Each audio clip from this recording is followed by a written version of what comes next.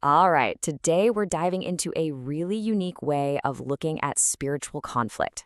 It's all based on a sermon by Apostle Joshua Sangweni, and it's this idea that reframes those persistent, stubborn problems in our lives not as just random bad luck, but as actual legal cases happening in a spiritual courtroom. And you know what I'm talking about, right? We've all been there. A situation, maybe with our health, our finances, or in a relationship that just will not budge. It doesn't matter how much you pray or what you do, it feels stuck. Well, the sermon we're exploring today asks that exact question, and it offers a pretty startling explanation. And boom, here it is. This is the core idea. According to this teaching, the spiritual world operates with the precision of a legal system. This is the absolute foundation for everything else we're going to talk about. The belief that spiritual influence, whether it's good or bad, isn't just random. It's all governed by established rights and laws. Okay, so here's our game plan. We're going to start by really unpacking the spiritual legal system. Then we'll define what are called demonic legal rights and look at how they supposedly get granted. After that, we'll dig into the role of the accuser in the spiritual courtroom. And finally, we'll cover how you can actually break the case. So first up, let's talk about this foundational premise. Just try to imagine the unseen world not as a chaotic, unpredictable place, but as one that functions with a super strict set of rules, almost like a cosmic constitution. So this framework suggests that for any spiritual being to act in our world, it needs a legal basis. It can't just show up and start messing with things. And this applies to both the good guys and the bad guys. It means that any kind of spiritual influence has to be permitted or legalized through certain actions or conditions right here on Earth. Okay, so that brings us to the real heart of the problem that this sermon is addressing. If the spirit world is like a legal system, then a lot of the negative things we face are tied to what it calls a demonic legal right. So, what in the world is that? Here's the key takeaway. A demonic right is basically a spiritual green light. It's a kind of authorization that gives a negative influence permission to operate. And without this right, that influence is considered totally illegitimate and powerless within this framework. In this quote right here, it really highlights why this whole concept is seen as so important. The sermon argues that just trying to fight the symptom, the problem you can see, it's just not effective. You have to get to the root of the problem and actually revoke the permission.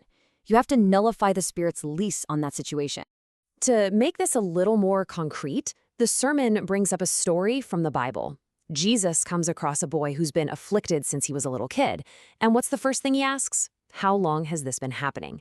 Now, in this legal framework, that question is about more than just gathering info. The fact that it's been going on for so long is a huge clue. It suggests there's a spirit with a deep, long-standing legal claim that has to be dealt with first. Okay, so if these rights are the big issue, then the next obvious question is, how do they even get granted in the first place? Well, the sermon lays out a few key pathways for how this can happen. So how does the door get opened? The source material really groups these pathways into three main categories: things that were done by your ancestors, actions that we take ourselves, and spiritual agreements or covenants that have been broken. And the sermon gives some pretty specific examples. An ancestral action could be, say, a grandmother who was involved with occult books. A personal transgression might be something like harboring unforgiveness towards someone.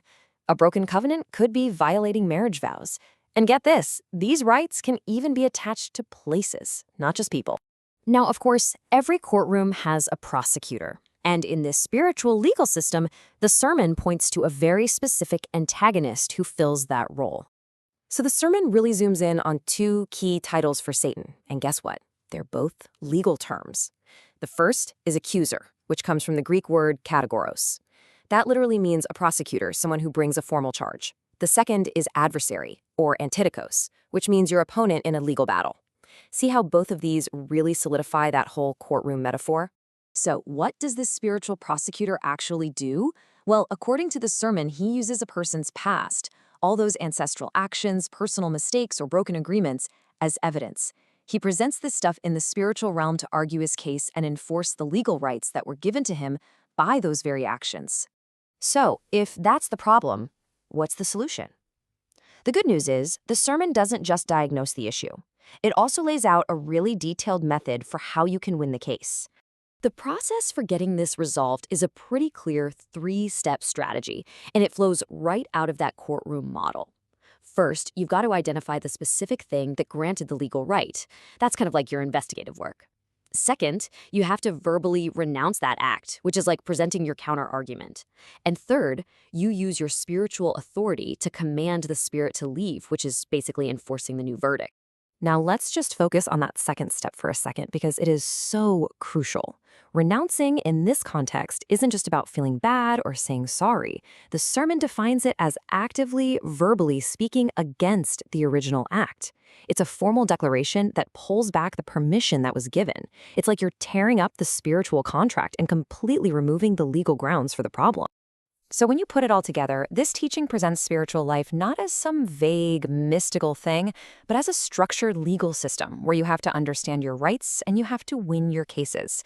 And it leaves us with a really provocative question.